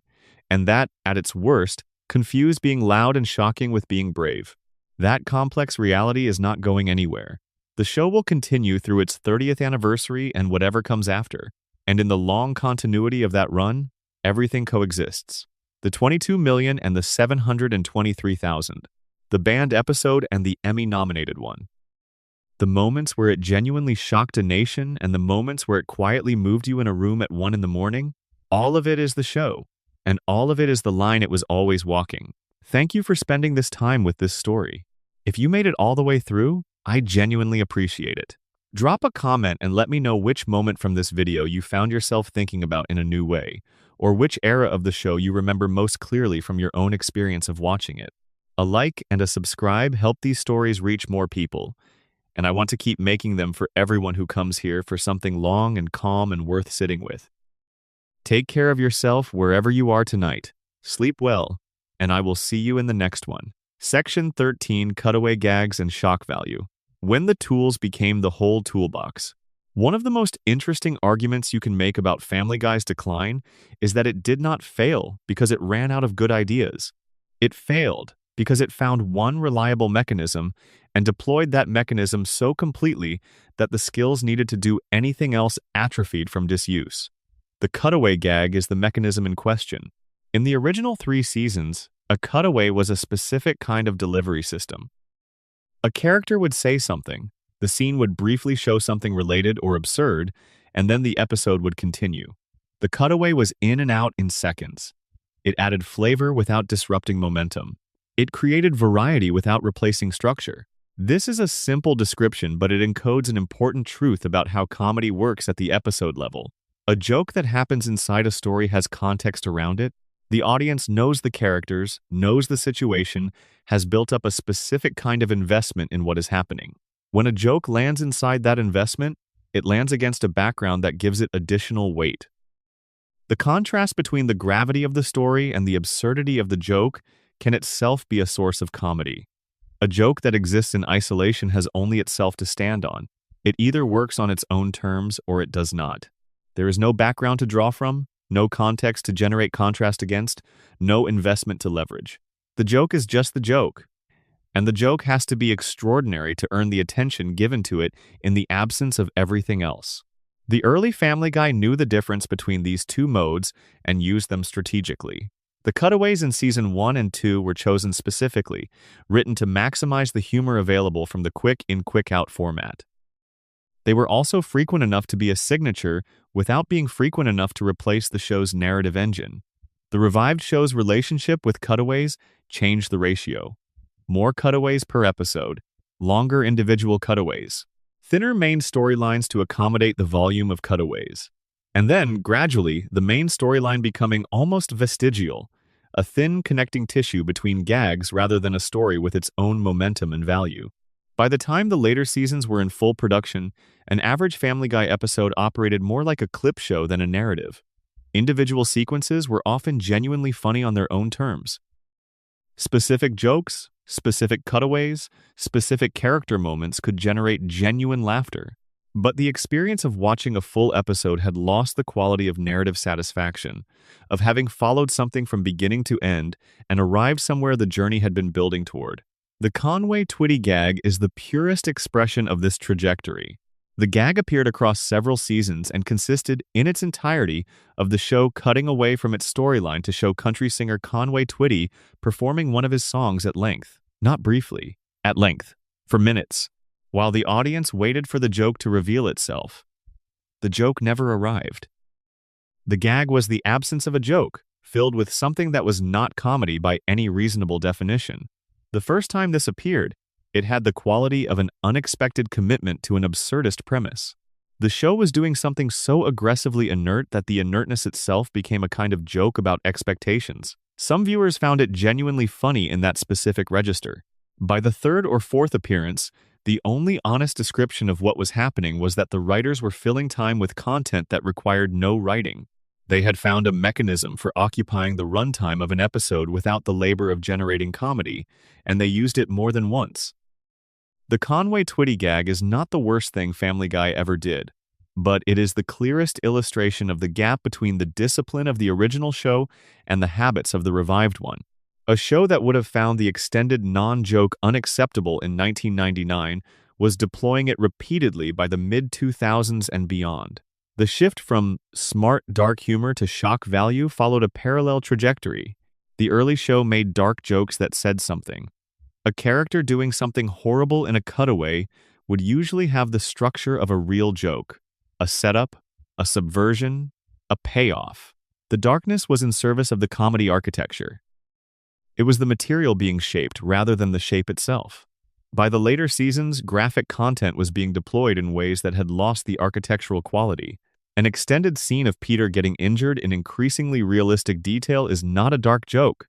It is an exhibition of damage.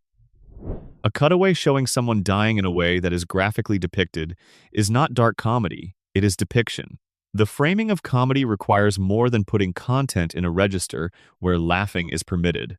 The show was aware, at least intermittently, that the cutaway dependency had become a problem.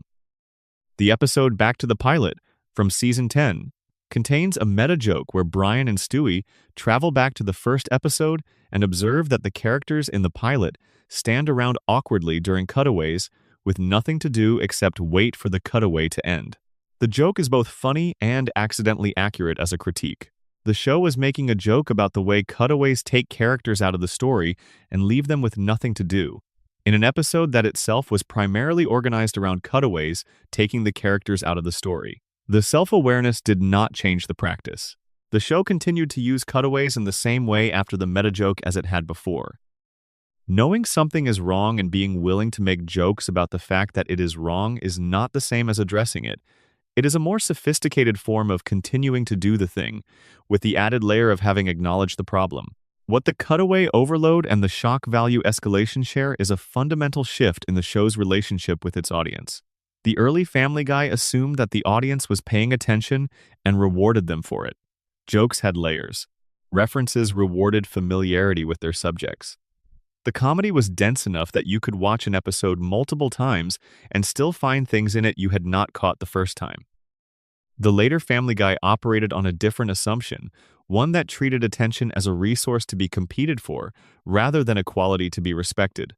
The cutaways, by their disconnected nature, are optimized for an audience that might check its phone between segments and not have missed anything essential. The shock content is optimized for the immediate reaction, which does not require sustained engagement. The show had shifted from rewarding attention to accommodating inattention. This is a specific kind of failure that is separate from the failures of character and tone and moral judgment that have been discussed elsewhere in this script. It is a failure of the show's underlying theory of who it was making comedy for and what it wanted from them. Section 14. The creator's absence and the ship without a compass. There is a pattern that shows up in the history of long-running creative enterprises, one that is recognizable across television, film, music, and almost any domain where something significant is built by one person's specific vision. The creator builds something exceptional. It becomes successful. It becomes bigger than any one person can manage in total. Other projects call for the creator's attention. Other opportunities appear. And slowly, the day-to-day creative decisions are delegated to other people who know the thing well but who did not build it from nothing and who do not have, at the cellular level of creative intuition, the understanding of what the thing fundamentally is. The show continues. The people running it are talented and committed, but the quality control that the original creator represented, the person who could look at a script and say, "This is not us. This crosses a line we do not cross. This is funny, but not in a way that serves who these characters are." That quality control is gone, and without it, things drift. This is exactly what happened with Seth MacFarlane and Family Guy around 2011, when MacFarlane made the decision to step back from active creative oversight of the show in order to pursue the many other projects that were calling for his attention. He was not wrong to pursue them. Ted, which he wrote, directed, produced, and starred in, was released in 2012 and earned more than $500 million worldwide. A Million Ways to Die in the West followed in 2014. Ted 2 in 2015. The Orville, a science fiction series he created and starred in, premiered on Fox in 2017 before moving to Hulu. A live-action Ted prequel series launched on Peacock in 2024. He is also a singer and performer with a genuine recording career. These are not sideline hobbies. They are major creative undertakings that demand the kind of sustained attention that cannot coexist with also being the day-to-day creative overseer of a primetime animated series that has been in production since 1999. The decision to step back from Family Guy was, in terms of how MacFarlane was managing his creative life, rational. The impact on the show was significant and largely negative, not because the people who replaced his oversight were incompetent, but because there is a difference between someone who inherited a show and someone who built it. Rich Appel and Alex Sulkin, who took over primary showrunning responsibilities, had both been with Family Guy for years. They knew the characters. They knew the world. They had been in the room when many of the original creative decisions were made. But knowing a creative vision is not the same as having generated it. A showrunner who inherited the show will make different decisions than the person who built it from scratch, will have different instincts about what crosses a line, will respond differently to the specific pressures that long-running production creates. The show did not get a bad captain. It just got a different captain, and the difference mattered in ways that compounded over many seasons. MacFarlane's relationship with Fox also became a complicating factor. He is a politically liberal person with stated views on multiple social and political issues, and Fox, as the network that also airs Fox News, became an increasingly uncomfortable partner for him as the years went on. In 2021, he posted publicly on social media that a Fox News host's commentary made him wish Family Guy were on any other network.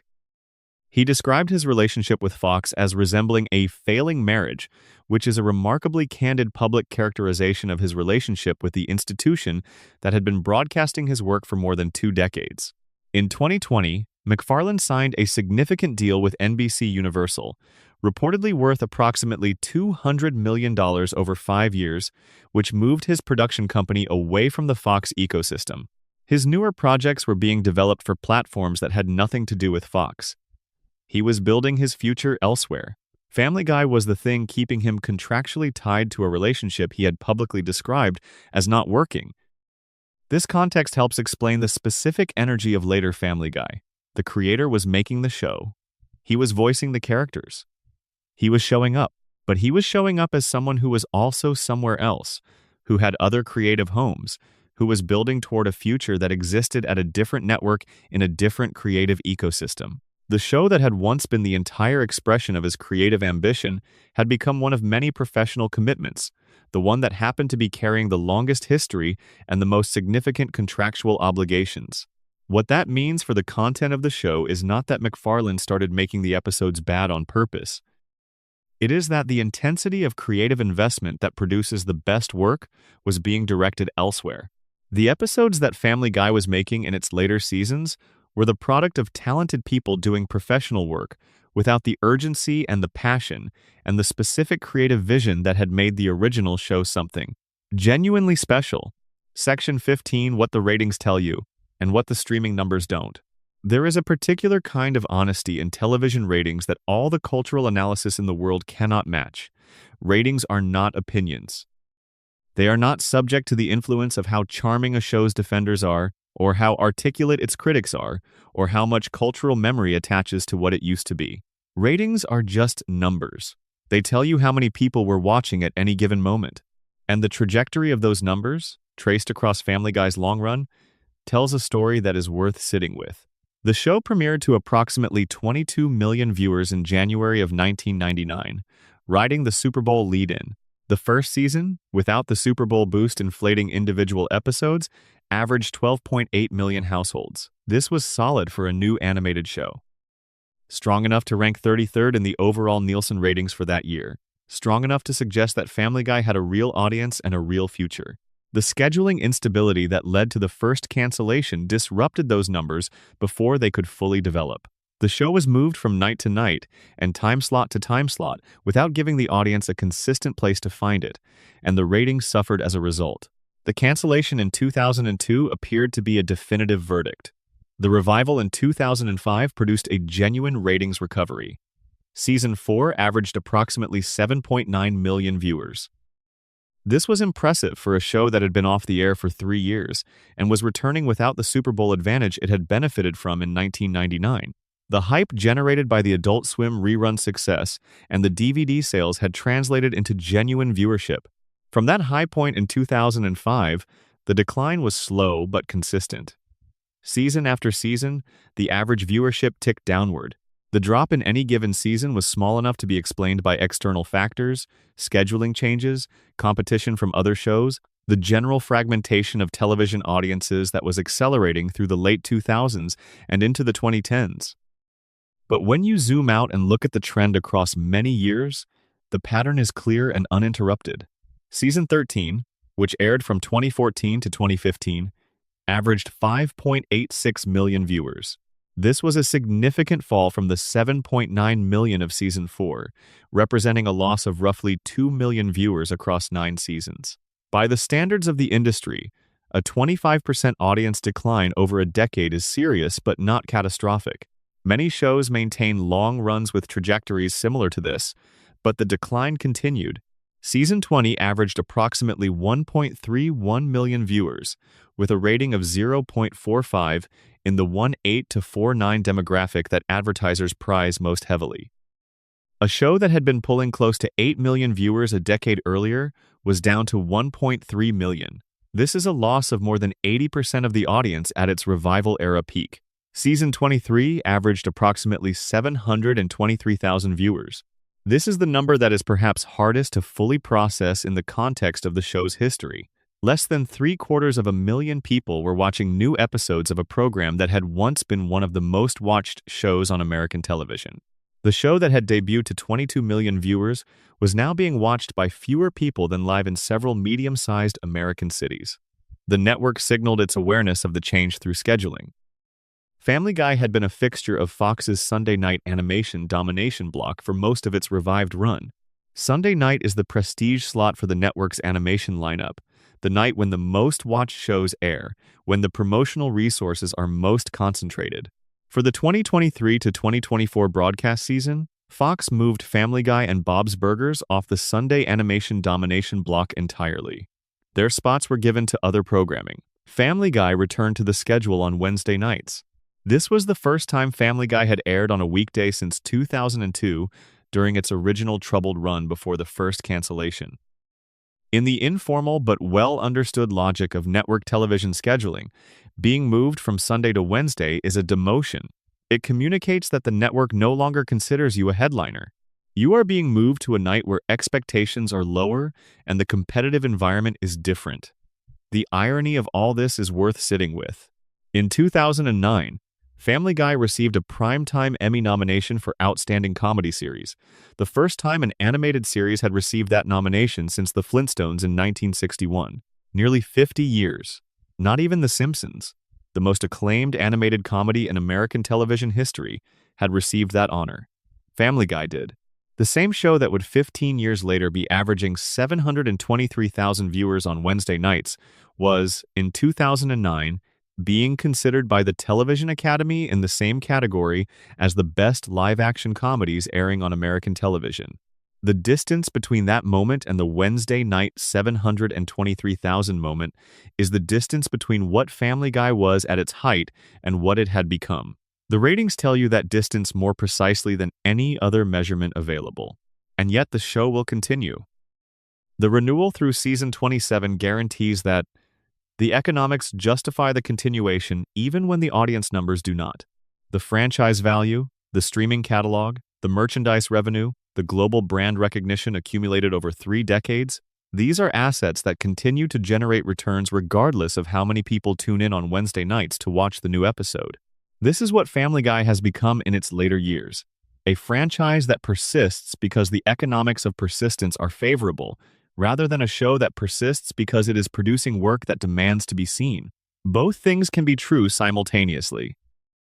A show can be economically rational to continue and artistically past its peak. The two assessments do not conflict with each other. They simply coexist, the way the best episodes of the early seasons coexist in the archive with the worst episodes of the middle ones, both real, both part of the same long, strange story. The story is still being written. The show will reach its 30th anniversary in 2029 if the current renewal runs its course. Whatever it produces between now and then will be assessed in the context of everything that came before it. The good and the bad and the genuinely great and the genuinely harmful, all of it accumulated into a record that is more complicated and more interesting than either a simple celebration or a simple condemnation would capture. Family Guy went too far. It went too far multiple times, in multiple directions, for multiple reasons. And it also produced, within the same run, some of the sharpest and most genuinely moving animated television that American culture has generated in the past 3 decades. Both of those things are the show. Both of them are what you are drifting off to tonight.